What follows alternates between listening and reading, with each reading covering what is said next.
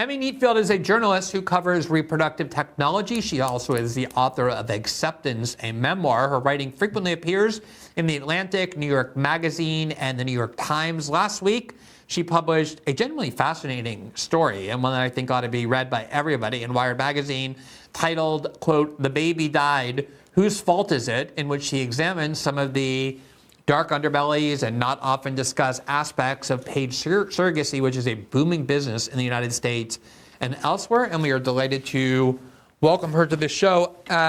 It's great to see you. Thank you so much, Emmy, for joining us tonight. Thanks so much for having me, Glenn. Yeah, absolutely. So I think there's a lot of interesting, fascinating issues raised by this story that you reported on. Through just sort of standard shoe leather reporting. And some of them you raise in your article explicitly. There's things in there that I didn't know, even as somebody who has kind of grappled with what I feel about paid surrogacy as a very complex issue. So I want to get to a lot of that. But before we do, for people who haven't read the article, can you just tell us kind of a summary of the specific story that you told? Yes. At Wired Magazine, I wrote about a venture capitalist named Cindy B, who hired a surrogate in 2023 to carry her only male embryo. Tragically, the surrogate, who I'm calling Rebecca Smith, experienced a placental abruption, and the child was stillborn at 32 weeks. So how did Cindy respond? Well, she sued the surrogate. She racked up almost $1 million in legal bills in 2024 and early 2025. She called Smith's employer. She called the FBI. She filed reports accusing Smith of committing fraud.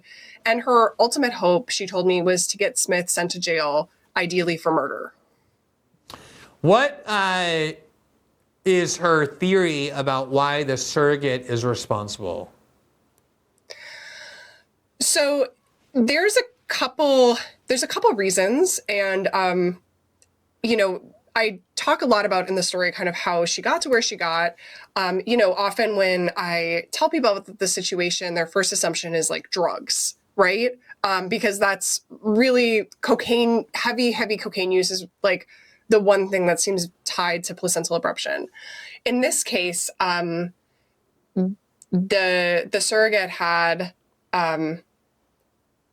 left the hospital on a date about a week before the stillbirth and gotten a speeding ticket, which Cindy B, the intended mother, only learned about later. So the surrogate had been going, 40 miles per hour in a 25 mile an hour zone. She came back to the hospital. And then the next day there was some, there's a disagreement over whether it was like bleeding or light pink fluid, what exactly was happening there. But the intended mother, Cindy B, was also not told about that.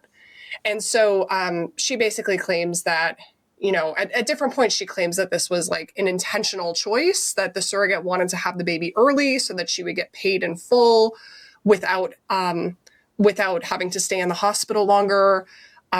I think that's an important piece of context, that she was hospitalized during this period, starting at 29 weeks. She would not get full payment, given that the baby was born so early and didn't die. But, and then Cindy B also, has said that she had an undisclosed boyfriend, and that perhaps that was part of the picture here. So, there's a few different reasons, and, including things where you understand why somebody would be really upset when they find out they weren't informed about what they believed was like an emergency situation, right? Yeah, I mean, I think there's this automatic tendency to sort of look at this issue of paid surrogacy and look at it from a kind of just, I don't mean dogmatic libertarian perspective, but from the perspective of how we often look at things, which is, okay, you have two consenting adults voluntarily entering an agreement where one agrees to carry the baby to term for whatever reasons and gets paid for it, and then agrees at the end to give that baby over to the person or couple that has paid. And okay, why should we interfere in that? Why should we ban it? But the reality is, as is the case here, at least to some extent, it's often driven by a lot of huge economic disparity, where the surrogate maybe feels economically almost compelled to do it, making it a lot more questionable whether or not this is really voluntary. Can you tell us what we know about the? I don't mean the name, obviously, of the surrogate whose name you're protecting, but I mean what we know about why Wendy B decided to pay a surrogate.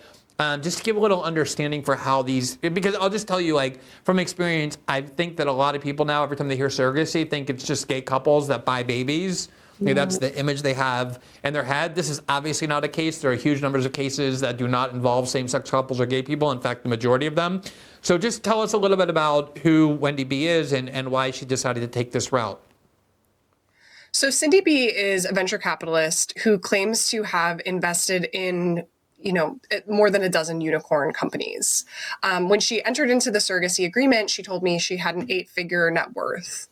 And she told me, and she put on her, her agency profile that surrogates would see, that she was pursuing surrogacy because she was older. She was 43 at the time, and because she was taking a medication for PTSD. And then on Facebook, she had also written that she had been preparing to use a surrogate since she froze her eggs almost a decade earlier.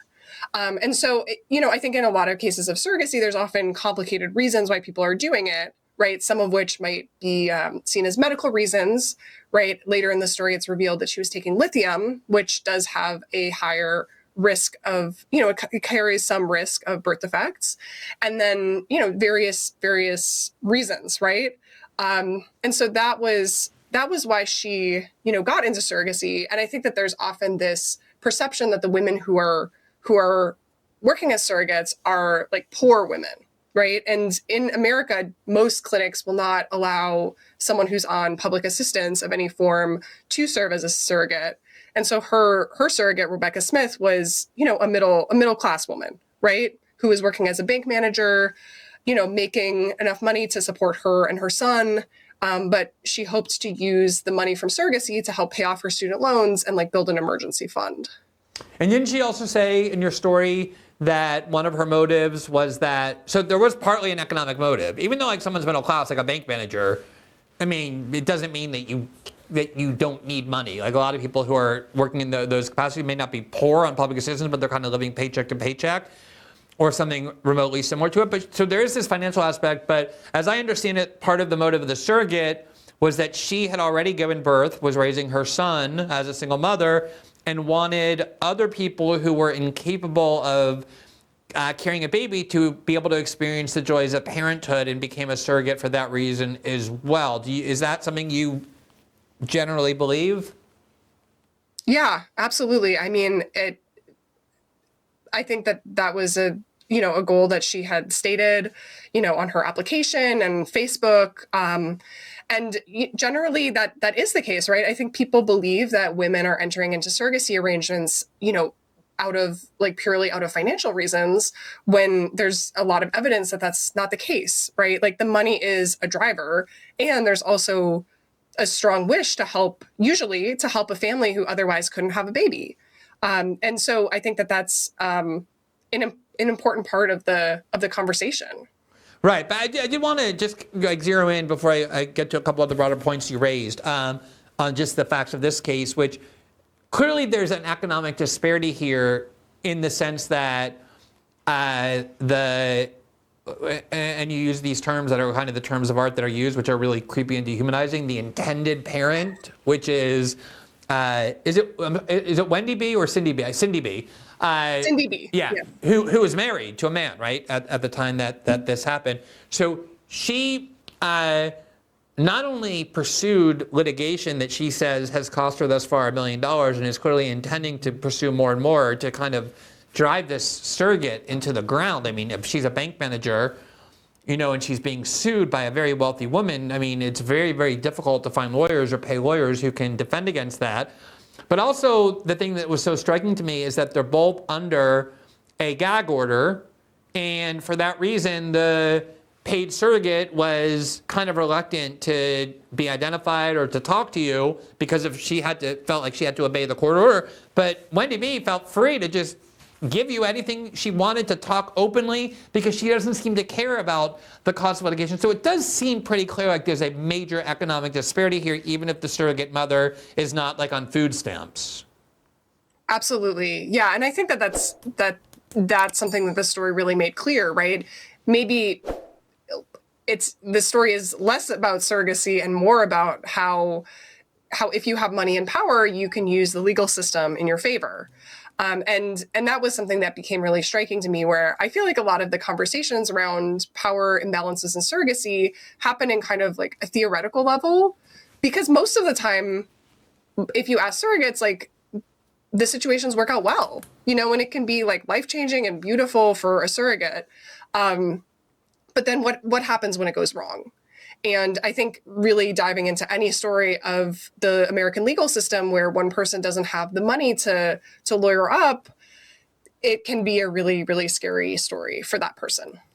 Yeah, I mean, I've always tended to have a very libertarian outlook on these kinds of things, like consenting adults entering into transactions. Like, there's no reason the public should be able to interfere in them. But when it gets to severe economic inequality, it does seem like the question of consent starts to become extremely dubious. I mean, I recently read reporting, and it's very confirmed, that affluent Europeans who need some kind of organ transplant, like a kidney or something, but can't find a donor, will travel to West Africa and pay what is for them a monumental sum of money, but for the affluent European is completely affordable, to pay for them to agree to be a kidney donor. And you can see this sort of very dystopian path that this kind of thing might lead to, even though theoretically there's consent and voluntarily entering into a contract by adults. It's hard to imagine someone in extreme poverty resisting that sort of a temptation. So the thing that I really didn't understand or know, or maybe I hadn't thought about much, that you talk about in your article, was the fact that even though this is a very booming business now, like surrogacy is what you call, I think you said it was a $5 billion industry now, that there's basically no regulations on it. And this is, before we get to that, I just wanted to ask you, like, so even here, there's kind of a question of like, while this baby is being carried to term in the surrogate's body, but the intended parent, as it's called, the mother who paid, also sees that baby as hers, there's kind of a question of like what responsibilities the surrogate has, what rights the intended mother has, if there's a breach of contract, what are breach of contract. So did the contract not specify in this case what the responsibilities of the surrogate mother were? So the contract says that the surrogate has to follow medical advice, and the surrogate says that she's never violated medical advice. And, the intended parent disputes that. But, there's like a huge question mark here, right? Where, the surrogate left the hospital, but she says that they let her do that and they just monitored the baby. And she was going to pick up a vitamin that the intended parent wanted her to take that the hospital had in stock. And then the intended parent says, well, that's ridiculous. And I think that there is this real tendency to say, as long as we have a contract, everything is good. And then this story really shows, okay, well, what happens when a contract falls apart? And when one party is violating the contract, or one party believes the other person is violating the contract, then what? And how do you enforce that? And as you mentioned, surrogacy is not regulated on the federal level. There's like a couple FDA rules about like STD testing embryos and testing embryos for other infectious diseases, but that's it. And so everything else that happens, if there's regulation at all, is on the state level. And then that differs across states. And so in this case, the intended parents were in California and the surrogate was in Virginia.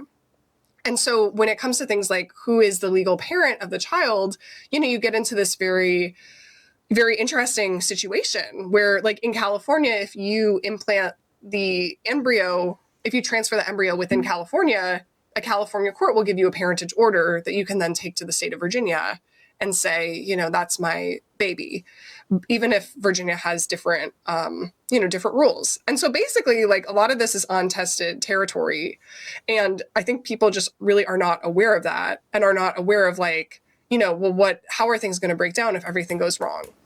Yeah, that is really what surprised me the most, is that there's very little regulation. I think you said New York State has some regulations now.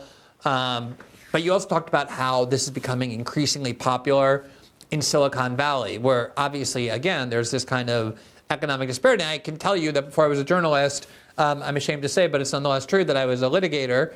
And I litigated lots of contract cases. And I can tell you that no matter how clear and clean and unambiguous a contract is, if a party has enough money, they can drag the other part of their party to the alleging breach of contract through a court system if that other party can't pay, and do a lot of damage. But no matter how, there's always, good lawyers can find ambiguities even in the best of contracts, at least enough to do those sorts of things. So what kind of, I know you're not advocating regulations necessarily, but the absence of regulations does seem to leave a lot of important ethical questions about surrogacy unanswered. What are some of those? Like, how might regulations address some of the problems we're seeing? Yeah, amongst surrogates, there's a big push for greater transparency. So, there's no government, there's no party that's saying you have to tell surrogates how many children you already have, how many surrogates are pregnant at the same time. We saw this with the big news story coming out of California, where there was a mansion with 21 children, mostly via surrogacy, and those women had each believed that they were the only one having a baby for an infertile couple. And so there's just a strong desire to have more clarity.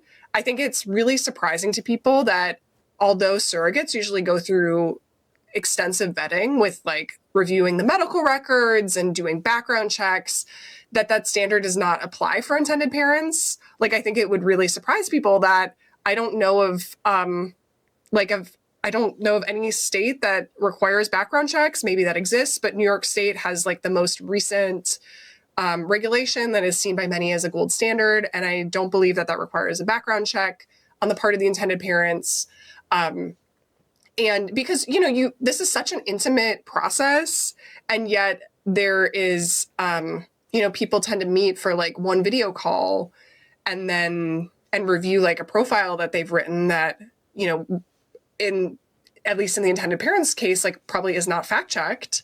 And then suddenly you're in this relationship that really is almost impossible to get out of, without producing the baby if there's no miscarriage.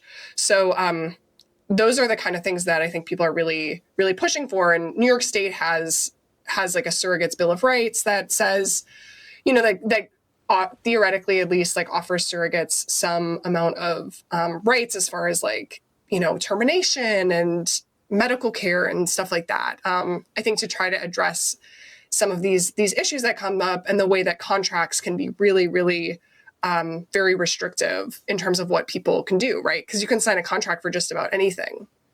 Right. You could enter a contract into slavery, but it's not something that, if the state finds it offensive enough to public policy, it would just be invalidated on that reason alone.